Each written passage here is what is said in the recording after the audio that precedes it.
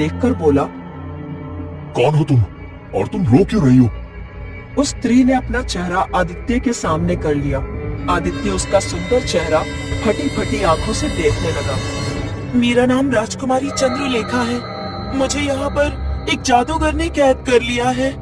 कुछ ही दिनों में वो जादूगर मेरी बलि चढ़ाकर मुझे मार देगा। मुझे यहाँ से ले चलो। तुम घबराओ नहीं, मैं तुम्हें यहाँ से जरूर आजाद कराऊंगा। तभी आदित्य के कानों में किसी पुरुष की हंसी का स्वर टकराया। अचानक आदित्य की आंख खुल गई। वो सपना देख रहा था। तभी वहाँ पर आदित्य की माँ आ गई।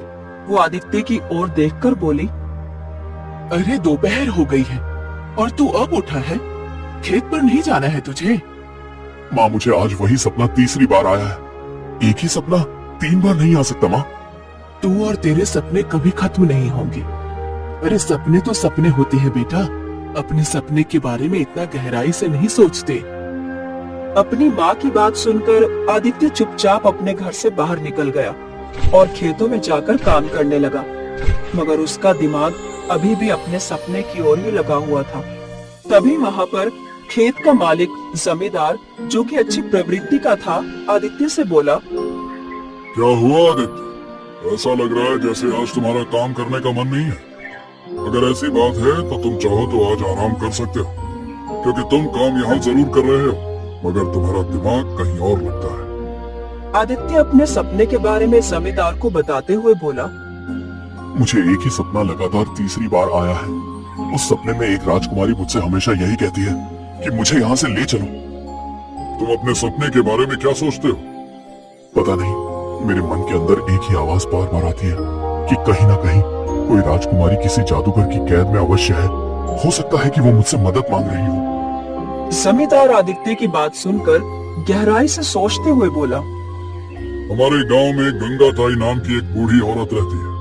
कहते हैं उसे सपनों के बारे में बहुत ही ज्ञान है। मैंने सुना है कि गंगा ताई के पास राजा महाराजा भी अपने विचित्र सपने लेकर आते रहते हैं। गंगा ताई उनके सपनों का अर्थ निकाल कर उन्हें बताती हैं और वो सभी गंगा ताई की बातों से सहमत होते हैं। तुम्हें एक बार गंगा ताई से जरूर मिलना चाहिए। आप सही कहते हैं। मैं आज शाम ही गंगा ताई से मिलने अवश्य जाऊंगा और अपने इस विचित्र सपने की चर्चा उनसे जरूर करूंगा। आदित्य उसी शाम गंगा ताई से मिलने के लिए पहुंच गया और अपने सपने के बारे में बताता हुआ बोला, गंगा ताई, अब आप ही मुझे बताइए, ये सपना मुझे बार बार क्यों आ रहा है? गंगा ताई आदित्य की ओर देखकर बोली, तुमने पहली बार सपने को देखा, तब तुम्हें बाकी 2 सपनों से अलग क्या दिखा था? आदित्य सोचते हुए बोला, मुझे जब ये सपना पहली बार दिखाई दिया तब मुझे एक घना वृक्ष दिखाई दिया था जिसकी शाखाएं जमीन पर लटक रही थी। अचानक मैंने खुद को एक किले के अंदर राजकुमारी के पास पाया और फिर उसके बाद मुझे लगातार 2 सपने दिखाई दिए। उसमें मैं अपने आप को एक किले के अंदर राजकुमारी के पास ही पाता हूँ। गंगा ताई रहस्यमयी अंदाज में आदित्य की ओर देखकर बोली, सपने हमसे बहुत कुछ कहते हैं। आदित्य, तुम्हारा सपना कोई मामूली सपना नहीं है, बल्कि एक विचित्र सपना है। तुम्हें तुम्हारे सारे सवालों के जवाब उस घने वृक्ष में मिलेंगे जिसकी शाखाएं जमीन तक लटक रही हैं। तुम्हें उस घने वृक्ष को ढूंढना होगा। हो सकता है कि तुम्हारी किस्मत के सितारे पलट जाए। लेकिन गंगा ताई, मैं उस घने वृक्ष को कैसे ढूंढूंगा? ढूंढना तो पड़ेगा आदित्य। बगैर मेहनत किए हुए हमें कुछ भी हासिल नहीं होता। गंगा ताई की बात सुनकर आदित्य वहां से चला गया।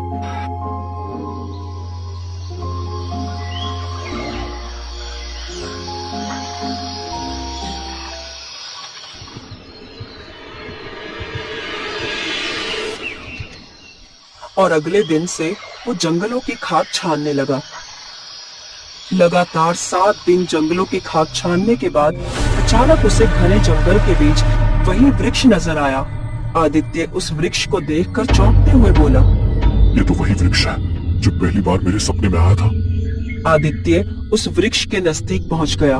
तभी आदित्य ने देखा कि उस वृक्ष पर पूरब, पश्चिम और उत्तर की दिशा में 3 बड़ी बड़ी डालियां थी। वो डालियां इतनी मोटी थी कि एक व्यक्ति आराम से उस पर चढ़कर जा सकता था। आदित्य उन डालियों को देखकर आश्चर्य से बोला। ये डालियां तो बड़ी ही अजीब है। दूर से देखने में ऐसा लगता है मानो कि ये पेड़ की मोटी डालियां नहीं बल्कि किसी नगर में जाने वाला रास्ता हो। एक बार मुझे चढ़कर अवश्य देखना चाहिए। आदित्य उन अलग दिशाओं की ओर जाने वाली तीनों डालियों को देखते हुए गौर से बोला।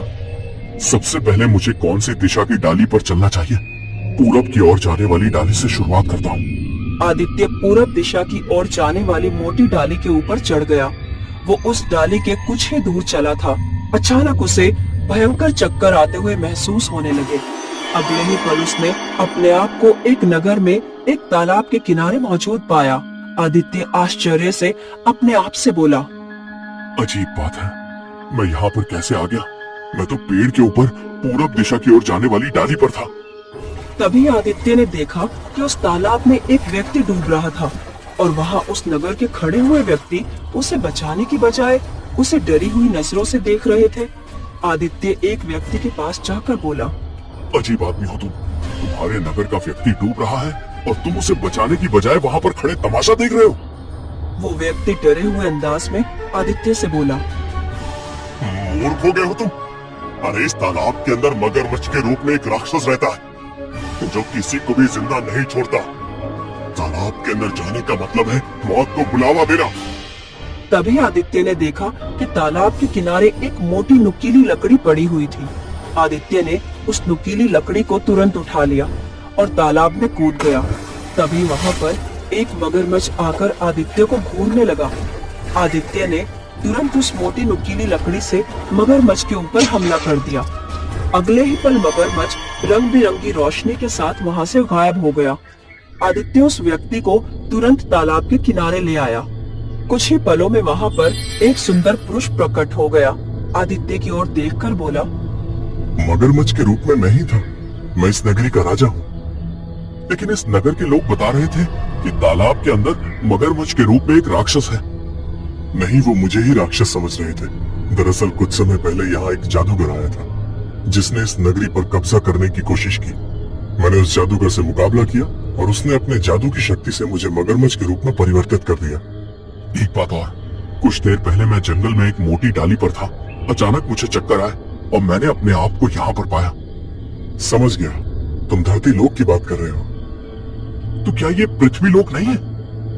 नहीं, ये उसी पेड़ पर स्थित एक विचित्र नगरी है। जादूगर का जादू तभी समाप्त हो सकता है कि जब कोई इंसान मगरमच्छ से बिना डरे उस पर हमला करे, यानी मुझ पर। और तुमने वही किया। तुमने मेरे और मेरे नगर के वासियों की मदद की, इसलिए मैं तुम्हें एक शक्ति देता हूँ। मगर वो शक्ति तुम्हें दिखाई नहीं देगी, तुम केवल महसूस करोगे। तुम्हें दोबारा उस वृक्ष पर जाना होगा और पश्चिम की डाली पर चलना होगा। उस व्यक्ति ने इतना ही कहा था कि तभी आदित्य ने दोबारा अपने आप को उसी वृक्ष में पाया। अजीब बात है, कुछ देर पहले जो मैंने देखा था वो सत्य था या सपना था? मुझे अब पश्चिम की ओर जाने वाली डाली पर चलना होगा। आदित्य पश्चिम की ओर जाने वाली डाली पर चढ़ने लगा। कुछ ही देर के बाद उसे चक्कर आ गए और उसने अपने आप को एक और नगरी में पाया जहाँ पर चारों ओर अंधेरा फैला हुआ था और एक बूढ़ी औरत बैठी हुई रो रही थी। आदित्य उस बूढ़ी औरत की ओर देखकर बोला। क्या हुआ? तुम रो क्यों रही हो? हमारी नगरी का एक राजा राक्षस की कैद में है।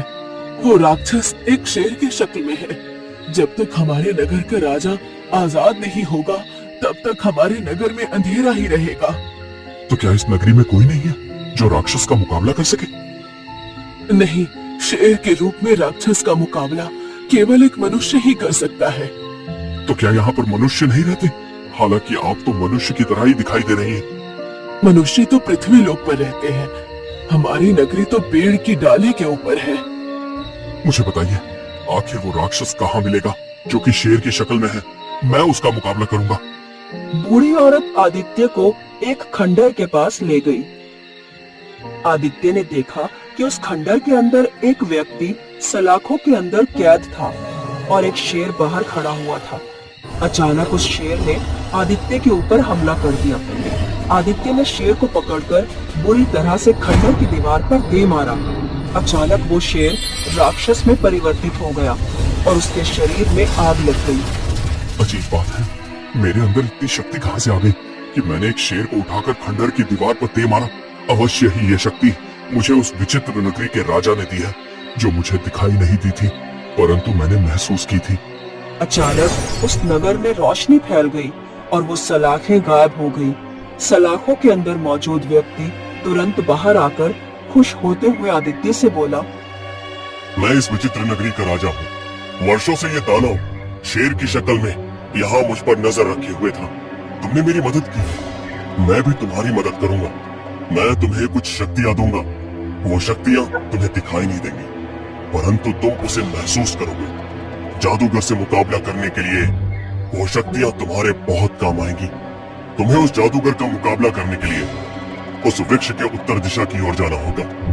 आदित्य इससे पहले उस व्यक्ति से कुछ पूछता, परंतु अचानक उस व्यक्ति की आंखों से रंग बिरंगी किरणें निकलने लगी और आदित्य अपने आप को और ज्यादा शक्तिशाली महसूस करने लगा। अगले ही पल आदित्य ने अपने आप को फिर से उसी वृक्ष पर पाया। आदित्य तुरंत उत्तर की ओर जाने वाली डाली के ऊपर चलने लगा। अगले ही पल आदित्य को चक्कर आ गए और उसने अपने आप को उसी किले के अंदर मौजूद पाया जिस किले को वो अपने सपने में देखता था। तभी आदित्य के कानों में एक स्त्री के रोने की आवाज टकराई। आदित्य उस आवाज की दिशा की ओर दौड़ने लगा। कुछ ही देर में वो उन सलाखों के सामने खड़ा हुआ था जहाँ पर एक सुंदर स्त्री रो रही थी। आदित्य को देखकर वो अचानक चुप हो गई। आदित्य उस स्त्री को आश्चर्य से देखने लगा। तुम तो वही हो जिसे मैं अक्सर अपने सपने में देखता हूँ। मेरा नाम चंद्रलेखा है। जब मैं छोटी थी तब मेरे महल के राजगुरु ने मुझे एक ऐसी विद्या सिखाई थी जिससे मैं मुसीबत में उस व्यक्ति से मदद मांग सकती हूँ जो व्यक्ति वीर हो और दूसरों की सहायता करने वाला हो। मैं इस विद्या का उपयोग कर रही थी। दूसरे शब्दों में अगर कहा जाए तो मैं ही तुमसे अपनी विद्या के सहारे मदद मांग रही थी। आखिर तुम्हें यहाँ पर किसने कैद किया? मैं केशव नगर राज्य के राजा विक्रम की पुत्री हूँ। हमारे राज्य में कुछ वर्षों पहले एक जादूगर आया जो हमारे राज्य के निर्दोष लोगों की बलि चढ़ा रहा था। जब ये बात मेरे पिता को पता चली तब उन्होंने जादूगर को अपमानित करके राज्य से धक्के देकर बाहर निकाल दिया। जादूगर बदला लेने के इरादे से मेरा अपहरण करके मुझे यहाँ पर ले आया। कुछ दिन तक तो मैं यही समझती रही कि मैं धरती लोक में किसी किले में कैद हूँ, परंतु कुछ समय बाद मुझे एहसास हो गया कि ये मेरी दुनिया की नगरी नहीं बल्कि किसी और दुनिया की विचित्र नगरी है जहाँ पर मेरे अलावा और कोई नहीं। चंद्रलेखा ने इतना कहा ही था कि तभी वहाँ पर रंग बिरंगी किरणों के साथ एक व्यक्ति प्रकट हो गया जो आदित्य को घूरते हुए बोला, कौन हो तुम? तुम मुझे बताओ कि तुम कौन हो? मैं एक जादूगर हूँ। अब तुम मुझे ये बताओ कि तुम तो इंसान हो और इस नगर में इंसान नहीं रहते, तो तुम यहाँ पर कैसे आए? ये बताना मैं तुम्हें जरूरी नहीं समझता। मैं बस इतना जानता हूँ कि मैं इस सुंदर स्त्री को तुम्हारी कैद से आजाद करवाने आया हूँ। ये सुनकर जादूगर जोर जोर से हंसते हुए बोला, तुम्हें लगता है कि तुम मेरा मुकाबला कर सकते हो?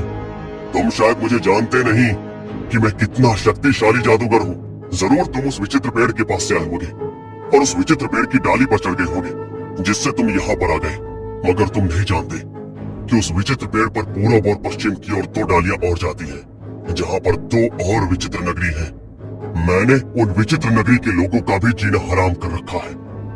ये सुनकर आदित्य सब कुछ समझ गया और मुस्कुराते हुए जादूगर से बोला, मैं सबसे पहले पूरब की ओर जाने वाली डाली पर गया था और एक विचित्र नगरी में पहुंच गया। वहां के राजा को तुमने अपनी जादू की शक्ति से मगरमच्छ बना दिया था। मैंने उसे आजाद करवाया और उसने मुझे शक्ति दी। उसके बाद मैं उस घने वृक्ष की पश्चिम की ओर जाने वाली डाली की ओर गया। मैं उस डाली के रास्ते एक विचित्र नगरी में पहुंच गया जहाँ पर अंधेरा था। उस नगरी के राजा को तुमने अपनी जादू की शक्ति से कैद किया था और अपने साथी राक्षस को एक दानव के रूप में वहां पर बिठा रखा था। मैंने तुम्हारे साथी राक्षस के रूप में शेर को खंडर की दीवार पर पटक दिया और तुम्हारा वो राक्षस जलकर राख हो गया। उस नगरी के राजा ने भी मुझे शक्ति दी। उसके बाद मैं सीधे तुम्हारे पास आया हूँ। ये सुनकर जादूगर क्रोधित होते हुए बोला, इसका मतलब उन दोनों विचित्र नगर के राजा ये समझते हैं कि वो अपनी शक्ति एक मनुष्य को देकर मुझे खत्म कर सकते हैं। देखो, मैं वहां पर इत्तेफाक से पहुंचा था और ना ही मैंने उनसे कोई शक्ति मांगी थी। मैं तो ये तक नहीं जानता कि मेरा सामना तुमसे होगा। मैं तो बस इस सुंदर स्त्री को आजाद कराने की नीयत से और अपने सपने के रहस्य को जानने के लिए उस वृक्ष पर चढ़ा था। अगर वो दोनों डालियों की वजह से मुझे शक्ति नहीं मिलती, तब भी मैं अपनी वीरता के बल पर तुमसे मुकाबला करता। ये सुनकर जादूगर पूरी तरह से आक्रोशित हो गया। अचानक वो अपना हाथ आड़ी टेढ़ी दिशाओं में घुमाने लगा। तभी अचानक आदित्य की आंखों से रंग बिरंगी किरणें निकलकर जादूगर के शरीर पर पड़ने लगी। अगले ही पल जादूगर के शरीर में आग लग गई और वो जलकर राख हो गया।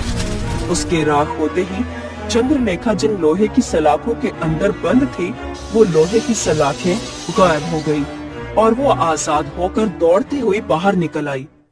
तभी वहां पर रंग बिरंगी किरणों के साथ उस विचित्र नगरी के दो राजा प्रकट हो गए। हमें विश्वास था कि हमारी मदद करने के लिए एक न एक दिन कोई मनुष्य जरूर आएगा, इसलिए मैंने तुम्हें अपनी शक्ति दी। दरअसल वो जादूगर बहुत ही महत्वाकांक्षी जादूगर था, जो वृक्ष के ऊपर स्थित विचित्र नगरियों के ऊपर कब्जा करके अपना शासन करना चाहता था। पहले उसने अपनी जादू की शक्ति के जोर पर पेड़ के ऊपर स्थित दो विचित्र नगरों पर कब्जा करना चाहा, मगर वहां के राजा ने, यानी कि हम दोनों ने इनकार कर दिया और उसके बदले की भावना ने एक राजा को मगरमच्छ में परिवर्तित कर दिया और दूसरे राजा को सलाखों में बंद कर दिया और उस नगर में अंधेरा फैला दिया। तुम जिस किले में खड़े हो वो भी एक विचित्र नगरी है। यहाँ के राजा ने हार मान ली और उस जादूगर ने इस विचित्र नगरी के सारे नागरिकों को मारकर उनकी बलि ले ली, क्योंकि वो अमर होना चाहता था। अगर वो तीनों विचित्र नगर के नागरिकों की बलि लेने में कामयाब हो जाता, तो उसके बाद वो अमर होकर पृथ्वी लोक में जाकर तबाही मचा देता। लेकिन तुम्हारी वजह से ऐसा संभव नहीं हो सका। अब तुम राजकुमारी चंद्रलेखा को यहाँ से लेकर जा सकते हो, क्योंकि ये तुम्हारी दुनिया की नगरी नहीं है। अचानक चंद्रलेखा और आदित्य ने अपने आप को उस पेड़ के नीचे खड़ा हुआ पाया। आदित्य तुरंत चंद्रलेखा को गंगाताई के पास लेकर पहुंच गया। गंगाताई रहस्यमय अंदाज में आदित्य से बोली, मैंने कहा था ना कि तुम्हारा सपना बहुत ही विचित्र सपना है। कभी कभी हमारे सपने हमसे बड़े बड़े कार्य करवाते हैं। आदित्य, अब तुम राजकुमारी चंद्रलेखा को उनके पिता के पास सौंपाओ। आदित्य ने ठीक वैसा ही किया। आदित्य चंद्रलेखा को लेकर राजा विक्रम के पास पहुंच गया। राजकुमारी चंद्रलेखा अपने पिता को आदित्य की सारी बहादुरी बताने लगी। राजा विक्रम आदित्य की ओर देखकर मुस्कुराते हुए बोला, मैंने तो हार मान ली थी। मुझे लगा था मैं अपनी पुत्री को दोबारा जीवन में कभी नहीं देख पाऊंगा, लेकिन तुम्हारी वजह से मुझे मेरी पुत्री वापस मिल गई। मैं अपनी पुत्री का विवाह तुमसे करूंगा और मैं तुम्हें अपने राज्य का राजा बनाने की घोषणा करता हूँ। आदित्य का विवाह राजकुमारी चंद्र